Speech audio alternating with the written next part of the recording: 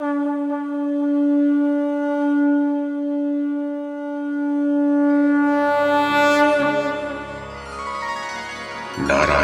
नमस्कृत्य नरं चैव नरोत्तमं देवीं सरस्वतीं व्यासं ततो जयमुदीरयेत्। ओम नमो भगवते वासुदेवाय, ओम नमः पितामहाय, ओम नमः प्रजापतिभ्यः, ओम नमः कृष्णद्वैपायनाय, ओम नमः सर्वविघ्नविनायकेभ्यः। नमस्कार। महाभारत कथा श्रृंखला में आपका स्वागत है। श्रीमन महर्षि वेद व्यास द्वारा रचित महाकाव्य महाभारत को एक कथा श्रृंखला के रूप में प्रस्तुत करते हुए पिछली कड़ी में मैंने मूल संस्कृत ग्रंथ के प्रथम पर्व, जो आदि पर्व के नाम से प्रसिद्ध है, उसके 7वें उपपर्व अर्थात संभव पर्व में राजा पांडु और माद्री की अस्थियों के दाह संस्कार की जो कथा है उसे आपको सुनाया था। अब इस कड़ी में इसी संभव पर्व में दुर्योधन द्वारा भीमसेन को विष खिलाने की जो कथा कही गई है उसे मैं कमल किशोर आपको सुनाता हूं।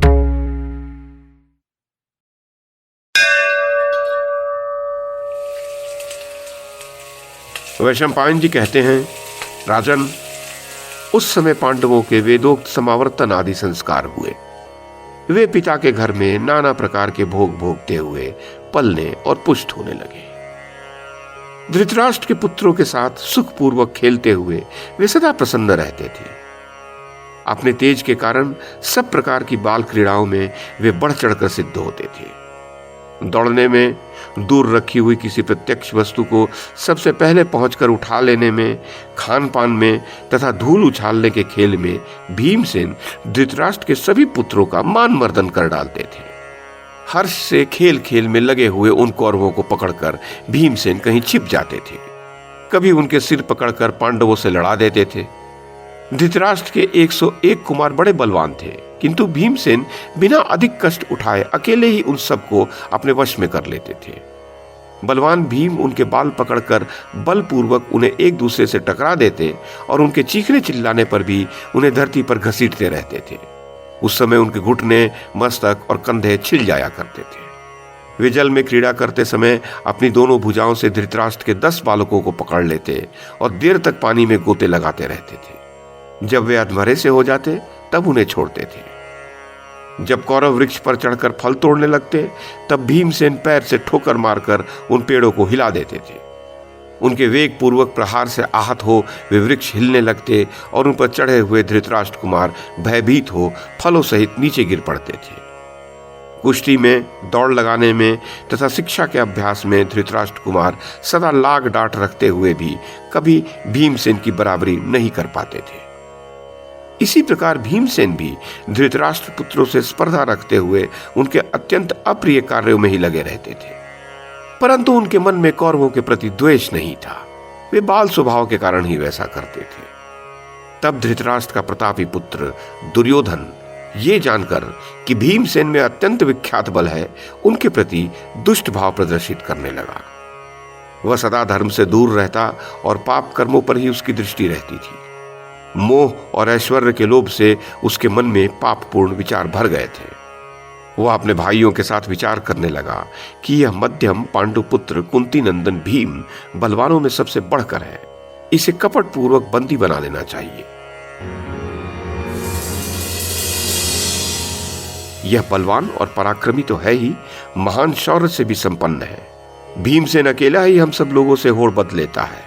अतः नगरोद्यान में जब वह सो जाए तब उसे उठाकर हम लोग गंगा जी में फेंक दें। इसके पश्चात उसके छोटे भाई अर्जुन और बड़े भाई युधिष्ठिर को बलपूर्वक बंदी बनाकर मैं अकेला ही सारी पृथ्वी का शासन करूंगा। ऐसा निश्चय करके पापी दुर्योधन महात्मा भीमसेन का अनिष्ट करने के लिए सदा अवसर ढूंढता रहता। जन्मेजय, तदनंतर दुर्योधन ने गंगा तट पर जल विहार के लिए ऊनी और सूती कपड़ों के विचित्र एवं विशाल गृह तैयार करवाए। वे गृह सब प्रकार की अभीष्ट सामग्रियों से भरे पूरे थे। उनके ऊपर ऊंची ऊंची पताकाएं फहरा रही थीं। उनमें उसने अलग अलग अनेक प्रकार के बहुत से कमरे बनवाए थे।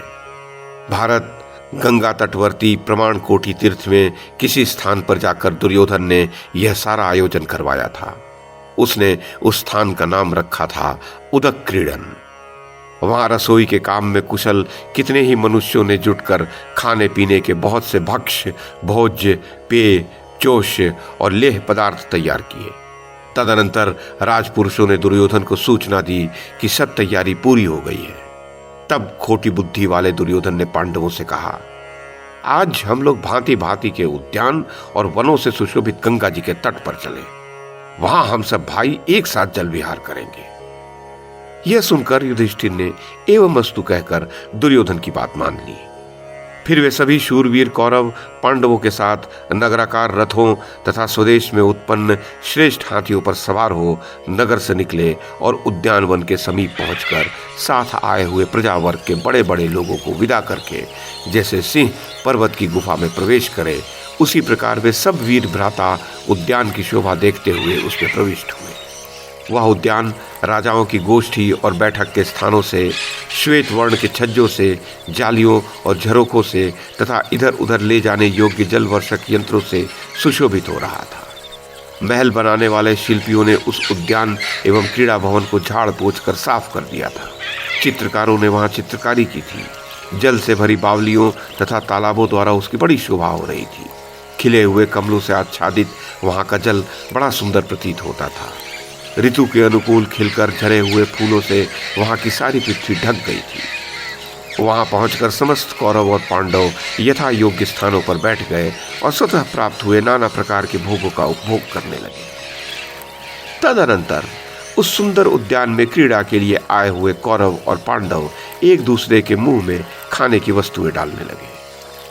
उस समय पापी दुर्योधन ने भीमसेन को मार डालने की इच्छा से उनके भोजन में कालकूट नामक विष डलवा दिया। उस पापात्मा का हृदय छुरे के समान तीखा था, परंतु बातें वह ऐसी करता था मानो उनसे अमृत झर रहा हो। वह सगे भाई और हितैषी सुहृद की भांति स्वयं भीमसेन के लिए भांति भांति के भक्ष्य पदार्थ परोसने लगा। भीमसेन भोजन के दोष से अपरिचित थे, अतः दुर्योधन ने जितना परोसा वह सब का सब खा गए। ये देख नीच दुर्योधन मन ही मन हंसता हुआ सा अपने आप को कृतार्थ मानने लगा। तब भोजन के पश्चात पांडव तथा धृतराष्ट्र के पुत्र सभी प्रसन्न चित्त हो एक साथ जल क्रीड़ा करने लगे। जल क्रीड़ा समाप्त होने पर दिन के अंत में विहार से थके हुए वे समस्त कुरुश्रेष्ठ वीर शुद्ध वस्त्र धारण कर सुंदर आभूषणों से विभूषित हो उन क्रीड़ा भवनों में ही रात बिताने का विचार करने लगे। बलवान भीमसेन उस समय अधिक परिश्रम करने के कारण बहुत थक गए थे। वे जल क्रीड़ा के लिए आए हुए उन कुमारों को साथ लेकर विश्राम करने की इच्छा से प्रमाण कोटि के उस गृह में आए और वहीं एक स्थान पर सो गए। पांडुनंदन भीम थके तो थे ही, विष के मद से भी अचेत से हो रहे थे। उनके अंग अंग में विष का प्रभाव फैल गया था, अतः वहां ठंडी वायु पाकर ऐसे सोए कि जड़ के समान निश्चेष्ट प्रतीत होने लगे। तब दुर्योधन ने स्वयं लताओं के पास में वीरवर भीम को कसकर बांधा। भीम शव के समान हो रहे थे। फिर दुर्योधन ने गंगा जी के ऊंचे तट से भीम को नीचे जल में धकेल दिया। भीमसेन अचेतावस्था में जल के भीतर डूबकर नागलोक में जा पहुंचे। उस समय कितने ही नाग कुमार उनके शरीर से दब गए। तब बहुत से महाविषधर नागों ने मिलकर अपनी भयंकर विष वाली बड़ी बड़ी दाढ़ों से भीमसेन को खूब डसा। उनके द्वारा डसे जाने से कालकूट विष का प्रभाव नष्ट हो गया। सर्पों के जंगम विष ने खाए हुए स्थावर विष को हर लिया। चौड़ी छाती वाले भीमसेन की त्वचा लोहे के समान कठोर थी, अतः यद्यपि उनके मर्म स्थानों में सर्पों ने दांत गड़ाए थे तो भी वे उनकी त्वचा को भेद न सके। कुछ काल के पश्चात कुंती नंदन भीम जाग उठे। उन्होंने अपने सारे बंधनों को तोड़कर उन सभी सर्पों को पकड़ पकड़ कर धरती पर दे मारा। कितने ही सर्प भय के मारे भाग खड़े हुए।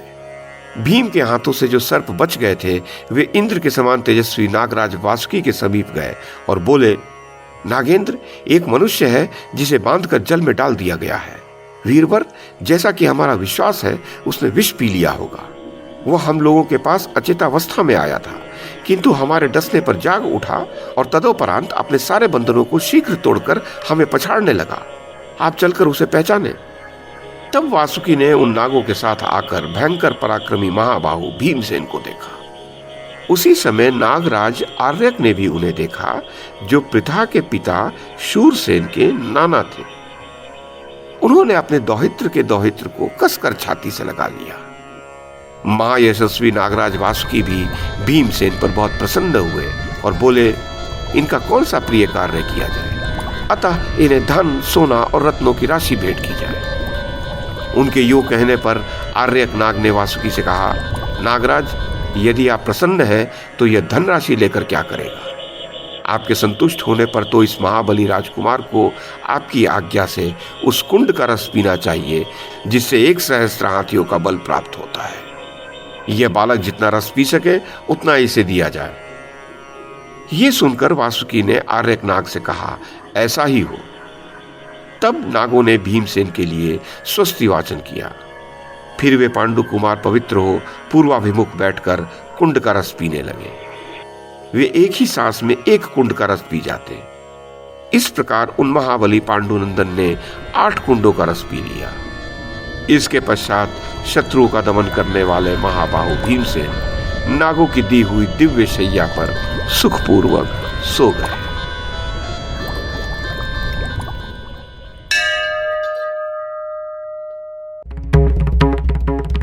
तो ये थी आदि पर्व के 7वें उपपर्व अर्थात संभव पर्व में दुर्योधन द्वारा भीमसेन को विष खिलाने की कथा। इस कड़ी में बस इतना ही। अगली कड़ी में इससे आगे की कथा सुनाऊंगा। YouTube के माध्यम से महाभारत की कथा को एक श्रृंखला के रूप में प्रस्तुत करने का हमारा यह प्रयास यदि आपको सराहनीय लगा हो तो कृपया इस कड़ी को लाइक और शेयर करें, चैनल को सब्सक्राइब करें और बेल आइकन को दबाएं। साथ में अन्य लोगों को भी देखने के लिए प्रेरित करें।